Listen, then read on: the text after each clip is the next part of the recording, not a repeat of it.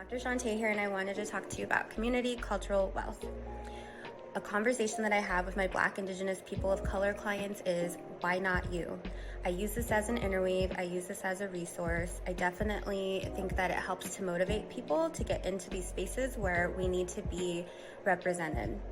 Representation Matters is another resource or interweave that I use to assist with moving things along in the reprocessing portion. It's also parts work. So a lot of this is between phase 2, phase 4. I think that empowering people to rise to the challenge and get them into these spaces where there are other people who look like us is going to help the community overall and definitely assist with this community cultural wealth idea. We have a lot of things stacked against us as Black, Indigenous, people of color: oppression, racism, discrimination, systemic racism, stigma, stereotypes, you name it.